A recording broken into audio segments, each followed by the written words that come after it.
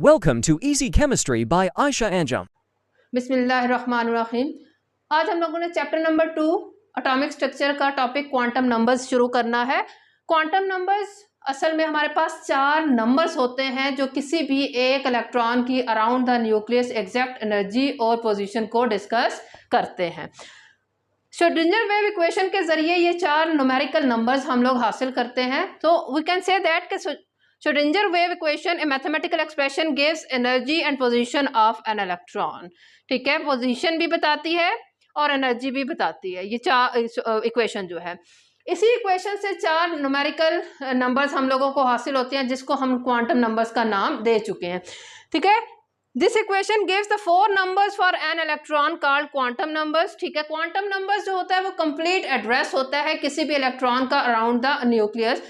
देखिए, किसी भी पर्सन के एड्रेस के लिए हम लोगों को 4 पैरामीटर्स चाहिए होते हैं। हम लोगों को क्या क्या चाहिए होता है? हमें उस पर्सन की सिटी मालूम होनी चाहिए, उस पर्सन की कॉलोनी मालूम होनी चाहिए, स्ट्रीट मालूम होनी चाहिए, हाउस मालूम होना चाहिए। सिटी अगर मालूम है तो हमें पता होना चाहिए कि उस सिटी के अंदर कॉलोनी कौन सी है। ठीक है, कॉलोनी मालूम हो तो पता होना चाहिए कॉलोनी में स्ट्रीट नंबर कौन सा है, और अगर हमें स्ट्रीट मालूम है तो उसके अंदर उसका हाउस नंबर क्या है, तो हम उस पर्सन तक पहुंच जाते हैं। इसी तरह से अगर हमारे पास ये 4 पैरामीटर, इसी तरह के 4 पैरामीटर, 4 क्वांटम नंबर्स मौजूद हो तो हम लोग इलेक्ट्रॉन का एड्रेस भी फाइंड आउट कर सकते हैं। तो हम लोग क्वांटम नंबर्स को कंप्लीट एड्रेस भी बोलते हैं।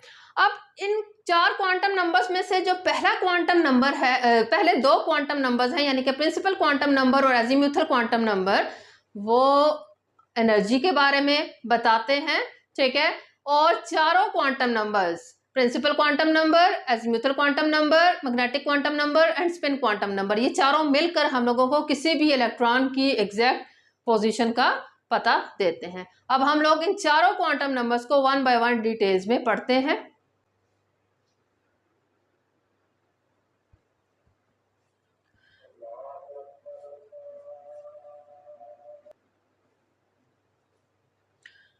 फर्स्ट क्वांटम नंबर हमारे पास है principal quantum number. Principal quantum number वो क्वांटम नंबर है जो शेल को एक्सप्लेन करता है। बोहर ने शेल का कंसेप्ट दिया था या ऑर्बिट का कंसेप्ट दिया था। ठीक है, तो वो जो शेल है वो इक्विवेलेंट है किससे?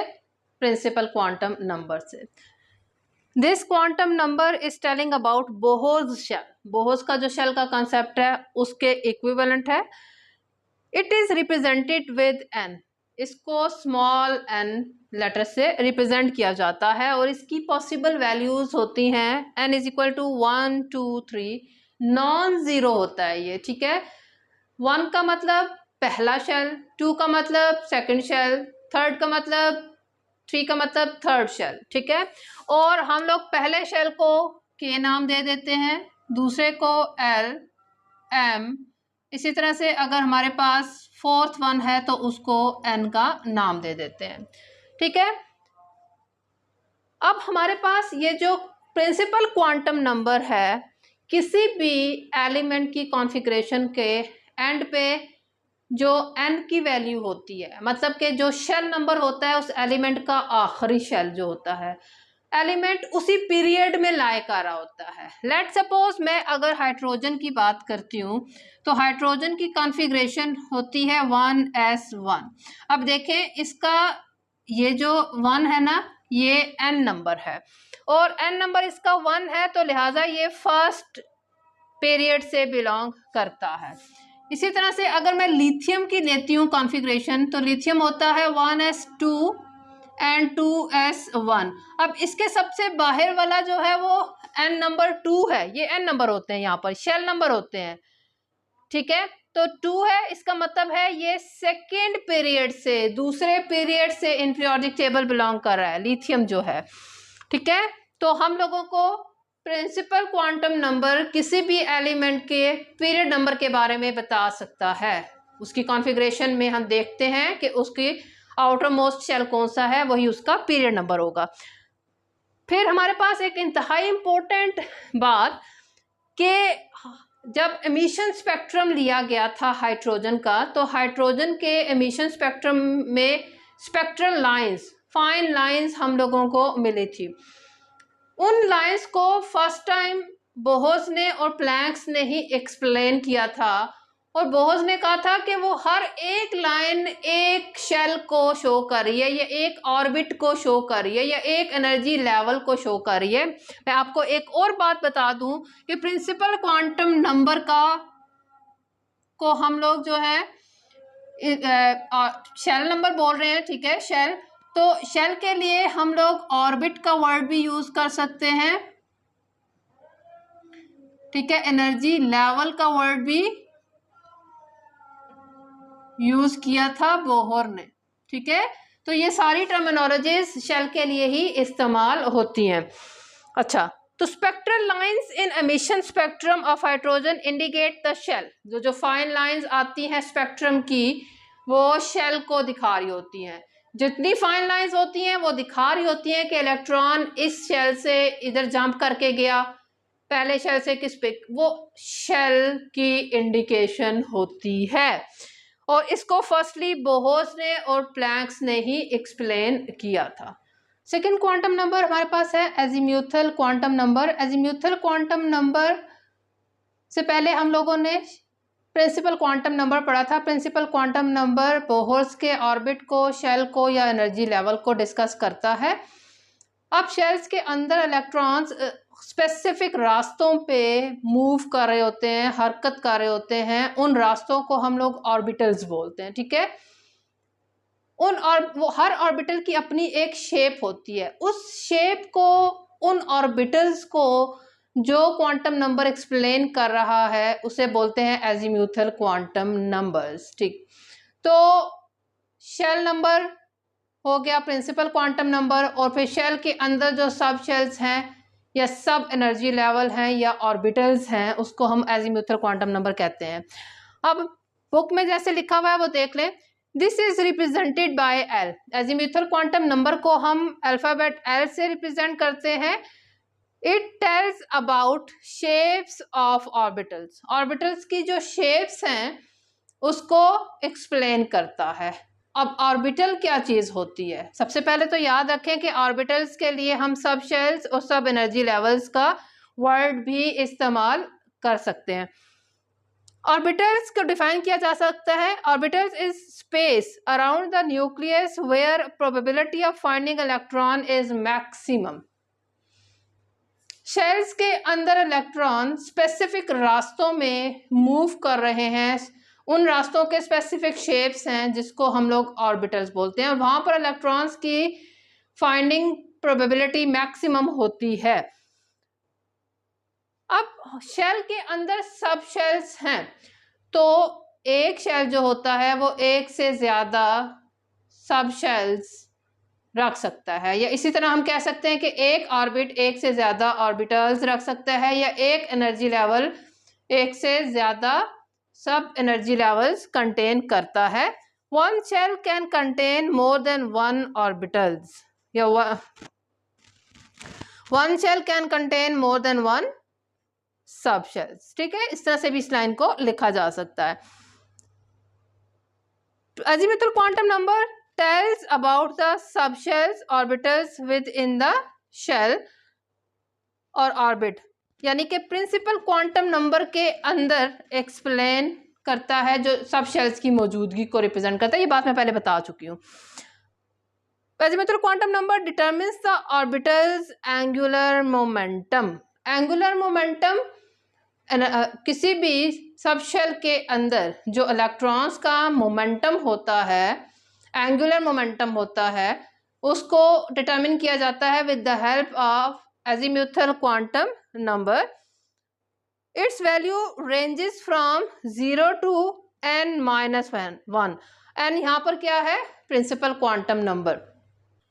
Azimuthal quantum number value ranges from 0 to n-1। इसका क्या मतलब है कि जब हमारे पास n इज इक्वल टू 1 होता है, n इज इक्वल टू 1 का मतलब है हमारे पास पहला शेल अगर मौजूद होगा तो देन हमारे पास l इज इक्वल टू 0 है, क्योंकि 0 टू n-1 है ना, तो 0 है इसमें, और फिर n हमारे पास इसमें क्या है, 0 टू n-1, तो n की वैल्यू 1 है तो -1 करेंगे तो यहाँ पर भी हमारे पास क्या आ जाएगा 0, यानी कि इसमें 0 to 0 है, 0 ही वैल्यू आ जाएगी यहाँ पर।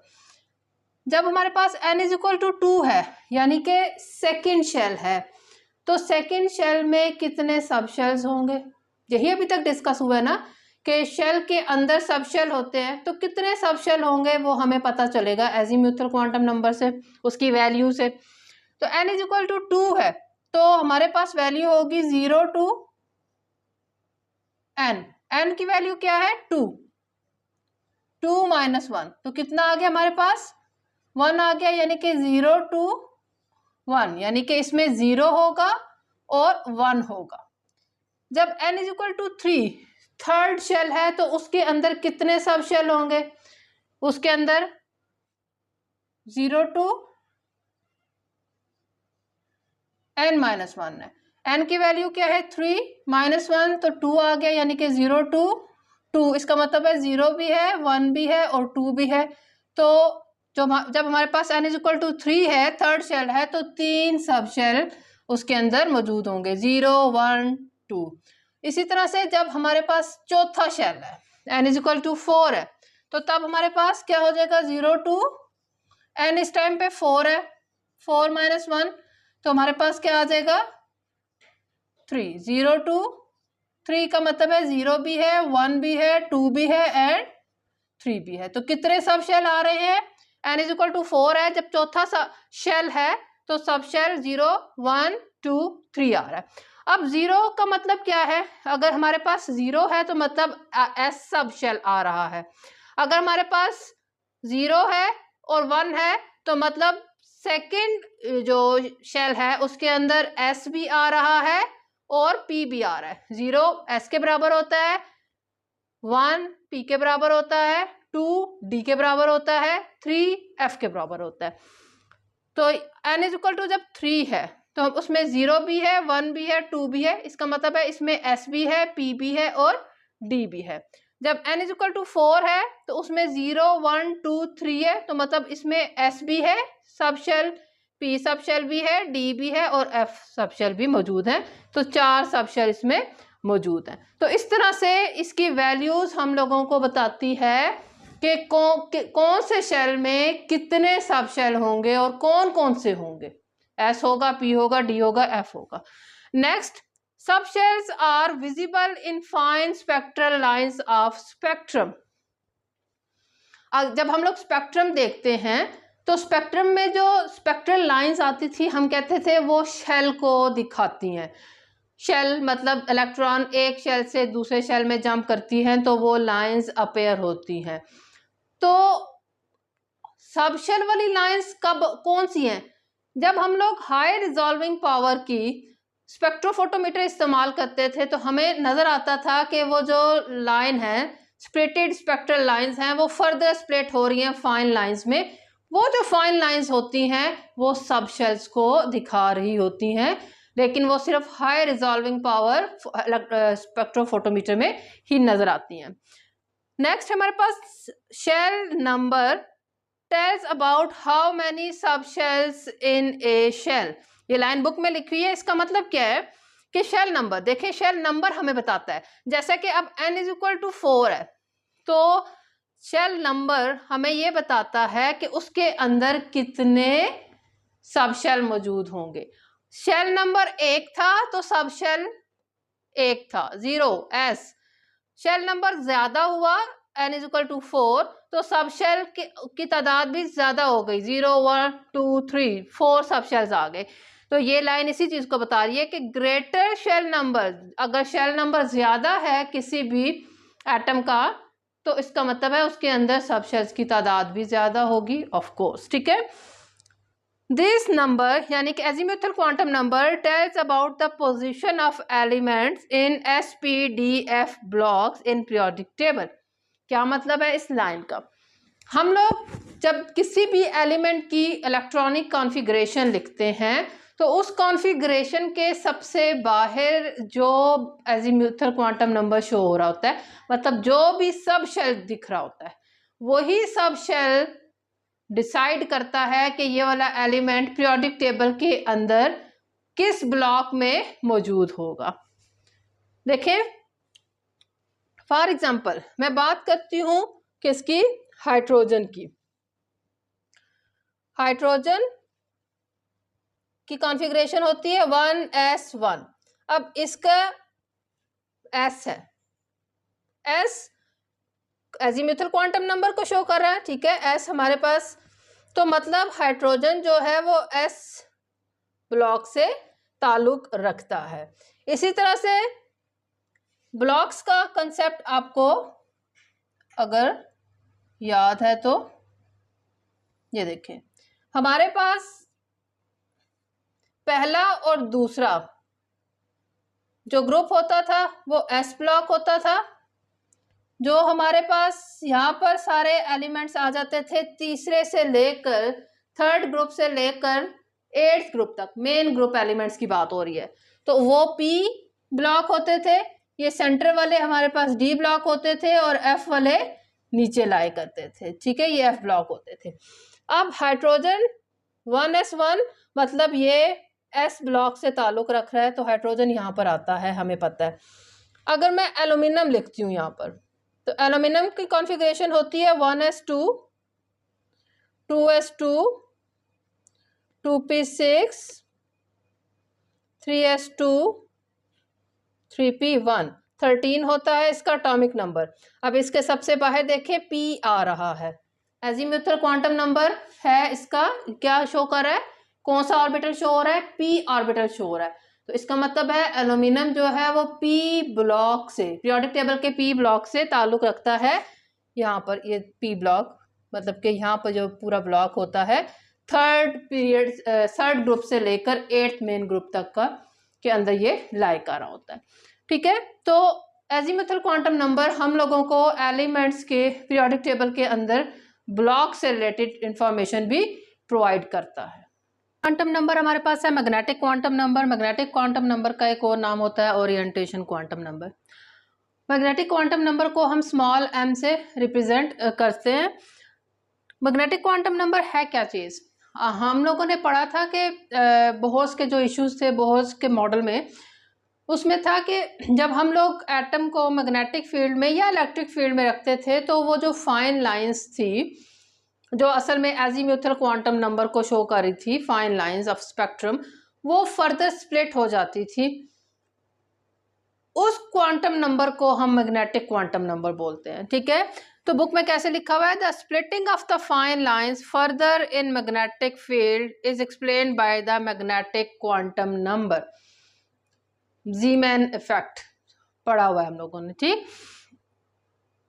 अब मैग्नेटिक क्वांटम नंबर को रिप्रेजेंट किया जाता है स्मॉल m से। इसकी वैल्यू जो होती है वो -L2 +L तक काउंट होती है। m is equal to 0, +1, +2, +3 and so on. Similarly -1, -2, -3 and so on. देखें कैसे, फॉर एग्जाम्पल अगर मेरे पास L इज इक्वल टू 0 है, ठीक है, तो उस टाइम पे इसका एजीम्यूथल क्वांटम नंबर 0 है, तो मैग्नेटिक क्वांटम नंबर क्या होगा, वो भी इसका 0 होगा। मतलब ये वो कंडीशन होती है, ये ऐसा ऑर्बिटल होता है, s था ना, L इज इक्वल टू 0 था, मतलब ये s को शो कर रहा था। तो s ऑर्बिटल जो था वो क्या होता है, स्फेरिकल होता है, गोल होता है, उसकी फर्दर स्प्लिटिंग मुमकिन नहीं होती, लिहाजा m की वैल्यू भी इस टाइम पे क्या होती है, 0 होती है, ठीक है। लेकिन जब हमारे पास L इज इक्वल टू क्या हो जाता है 1, तो उस टाइम पे ये क्या हो जाता है P, ठीक है। तो उस टाइम पे हमारे पास m की वैल्यू क्या होनी है, -L2 + L, 1 है ये, मतलब 0 होगा सेंटर में, ठीक है। तो इसका -L -1 होगा और इसका जो +L है वो +1 होगा। तो टोटल कितनी वैल्यूज बनी, 1 2 3। इसका मतलब क्या हुआ कि जो p सब शेल होता है वो under the effect of magnetic field 3 orbital lines मजीद शो करता है, और उसका ऑर्बिटल जो p ऑर्बिटल होता है वो फर्दर 3 ऑर्बिटल्स में डीजेनरेट हो जाता है। पास बुक्स में हम लोग इसको डीजेनरेट ऑर्बिटल्स का नाम भी देते हैं, ठीक है। तो अब वो कौन कौन से होते हैं, अब p के केस में वो होगा px, py एंड pz, ठीक है। ये px, py और pz, ये हमारे पास x, y और z, p की शेप जो होती है वो होती है डम्बल शेप, s की जो शेप थी वो थी स्फेरिकल, ठीक है। p की शेप थी डम्बल शेप होती है। अब x के लॉन्ग, x एक्सिस के लॉन्ग, इसी तरह से y एक्सिस के लॉन्ग डम्बल, और इसी तरह से हमारे पास z एक्सिस के लॉन्ग डम्बल, ठीक है। जब हमारे पास L इज इक्वल टू क्या होता है 2, मतलब S P और 2 का मतलब यहाँ पर D है, तो M इज इक्वल टू मेरे पास क्या होगा 0 +1 2 है ना, +1 +2, सिमिलरली -1 और -2, क्योंकि हमने -L से +L तक लिखना है। तो देखिए -L है, L2 है तो -2, और से लेकर +L तक लिखना है तो +2 तक। तो कितनी वैल्यूज बनी 1 2 3 4 5। इसका मतलब है जो d ऑर्बिटल होता है वो फर्दर 5 डीजेनरेट ऑर्बिटल्स में स्प्लिट हो जाता है under the influence of magnetic field. अब हमारे पास ये जो d होते हैं ये डबल डम्बल होते हैं, ये क्या होते हैं डबल डम्बल होते हैं, ऐसे इनकी शेप होती है। इनके नाम क्या होगा d xy, d yz, d zx, d x square, y square और d z square। तो ये टोटल 5 इसकी क्या बनती हैं डीजेनरेट ऑर्बिटल्स बनते हैं, ठीक। और हमारे पास अगर L इज इक्वल टू क्या हो जाएगा 3, तो मतलब हम F की बात कर रहे हैं, ठीक है। तो हम लोगों ने अब ये क्या है M, इसकी वैल्यू क्या होगी 3 से पॉजिटिव -3 से लेकर +3 तक इसकी वैल्यू होगी -3 -2 -1 0 +1 +2 +3। तो टोटल इसकी 7 वैल्यूज बनी 1 2 3 4 5 6 7। इसका मतलब है कि जो F ऑर्बिटल होता है वो under the influence of magnetic field further 7 degenerate orbitals में स्प्लिट हो जाता है। इसकी शेप जो होती है वो कॉम्प्लिकेटेड होती है, जिसको हमने यहाँ पर एक्सप्लेन नहीं करना। नेक्स्ट हम मूव करते हैं स्पिन क्वांटम नंबर के जाने। आखिरी quantum number, fourth quantum number होता है spin quantum number. Spin quantum number electrons के जो स्पिन होती है, स्पिन का मतलब इलेक्ट्रॉन्स अपने गिर्द भी क्या कर रहे होते हैं रिवॉल्व कर रहे होते हैं। जैसे कि ज़मीन जो है वो सूरज के गिर्द भी रिवॉल्व कर रही है, एट द सेम टाइम अपने एक्सिस के गिर्द भी रिवॉल्व कर रही है, तो इलेक्ट्रॉन्स में भी ये सिस्टम मौजूद होता है। हम लोगों को पता है कि अभी जो हम लोगों ने प्रीवियस मैग्नेटिक क्वांटम नंबर पढ़ा, जिसमें मैग्नेटिक फील्ड के ज़ेरे असर जो ऑर्बिटल्स था वो डीजेनरेट हो जाता था, वो टूट जाता था, वो फर्दर अब ऑर्बिटल्स देता था, जिसको हमने डीजेनरेट ऑर्बिटल्स कहा था। हर एक डीजेनरेट ऑर्बिटल में मैक्सिमम 2 इलेक्ट्रॉन्स आ सकते हैं, ठीक है। तो maximum 2 electron reside in 1 degenerate orbital, that's mean वो px py pz या वो जो d ऑर्बिटल्स के आगे से बने थे, D X Y, Y Z, Z X, X square, Y square और जेड स्क्वेयर, ठीक है 5, और इसी तरह से एफ के जो 7 बनते हैं। ये सारे डीजेनरेट ऑर्बिटल्स होते हैं और हर एक में जो होता है वो मैक्सिमम 2 इलेक्ट्रॉन्स आ सकते हैं। अब जब एक ऑर्बिटल, डीजेनरेट ऑर्बिटल के अंदर 2 इलेक्ट्रॉन आ रहे हैं तो लाजमी बात है उन दोनों इलेक्ट्रॉन्स को भी एक दूसरे से फ़र्क करना है हम लोगों ने, क्योंकि हमने एक इलेक्ट्रॉन की एग्जैक्ट पोजीशन तक पहुंचना है ना अराउंड द न्यूक्लियस। तो हर इलेक्ट्रॉन लाजमी तौर पे दूसरे इलेक्ट्रॉन से डिफर करना चाहिए किसी ना किसी तरीके से। तो स्पिन क्वांटम नंबर उन 2 इलेक्ट्रॉन्स को आपस में फ़र्क करता है जो एक ही डीजेनरेट ऑर्बिटल के अंदर रह रहे होते हैं। एक सिंपल सी एग्जांपल अगर मैं लूँ, फॉर एग्जांपल मैं हूँ और मेरी सिस्टर है, हम दोनों जो हैं वो एक ही रूम के अंदर, रूम को अगर शेयर करते हैं तो देखें मेरा नाम और मेरी सिस्टर का नाम मस्ट भी डिफर होना चाहिए, तभी पता चलेगा कि मेरे नाम पार्सल आया है या मेरी सिस्टर के नाम पार्सल आया है। तो सिमिलरली इन दोनों इलेक्ट्रॉन्स को भी आपस में फ़र्क करने के लिए क्या है हमारे पास spin quantum number. Spin quantum number जो होता है वो बताता है कि एक इलेक्ट्रॉन अगर हमारे पास क्लॉकवाइज अपने एक्सिस के गिर्द घूमता है तो दूसरा एंटी क्लॉकवाइज क्या करेगा, रोटेट कर रहा होगा, स्पिन बना रहा होगा, अपने एक्सिस के गिर्द घूम रहा होगा, ठीक है। तो these 2 electrons must have different identification, इनकी आइडेंटिफिकेशन फ़र्क होनी चाहिए, जिस तरह पर्सन टू पर्सन नाम फ़र्क होता है। These electrons have opposite spin. अब कैसे फ़र्क है इनके स्पिन मुख्तलिफ होते हैं। एक हमारे पास अगर क्लॉकवाइज होता है जिसको हम पॉजिटिव हाफ और जिसका निशान एरो अपवर्ड एरो जिसके साथ लिए डाला जाता है, तो दूसरा जो है वो एंटी क्लॉकवाइज स्पिन कर रहा होगा जो नेगेटिव हाफ जिसको स्पिन क्वांटम नंबर दिया जाता है और उसकी रिप्रेजेंटेशन डाउनवर्ड एरो से लिखी जाती है, ठीक है। The spin off electron is given by spin quantum number.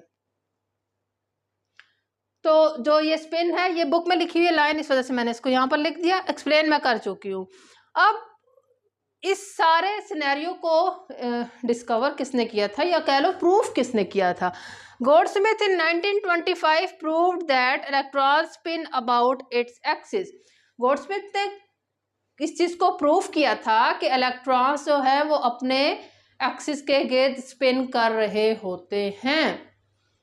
तभी 2 इलेक्ट्रॉन इस काबिल होते हैं कि वो एक ही डीजेनरेट ऑर्बिटल में रह सकें। देखें 2 इलेक्ट्रॉन्स, एक इलेक्ट्रॉन जब क्लॉकवाइज स्पिन करेगा और दूसरा एंटी क्लॉकवाइज स्पिन करेगा तो दोनों इलेक्ट्रॉन अपने गिर्द एक मैग्नेटिक फील्ड जनरेट कर रहे हैं। मैग्नेटिक फील्ड्स की जब डायरेक्शंस मुख्तलिफ होगी, पॉजिटिव और नेगेटिव, तो वो एक दूसरे के साथ मिलकर रहेंगे, वो रिपेल नहीं करेंगे बल्कि अट्रैक्ट करेंगे, और तभी वो 2 इलेक्ट्रॉन इस काबिल हो सकते हैं कि वो एक ही डीजेनरेट ऑर्बिटल में रिजाइड करते हैं। अदरवाइज तो सोचें कि इलेक्ट्रॉन, दोनों इलेक्ट्रॉन्स पे नेगेटिव चार्ज हैं तो वो मिलजुल के सेम स्पिन के साथ, अगर सेम स्पिन होता उनका तो वो किस तरह से एक डीजेनरेट ऑर्बिटल के अंदर रहते भाई, वो तो एक दूसरे को बहुत रिपेल करते, अनस्टेबिलिटी हो जाती है एटम के अंदर, इलेक्ट्रॉन्स का रहना मुश्किल हो जाता।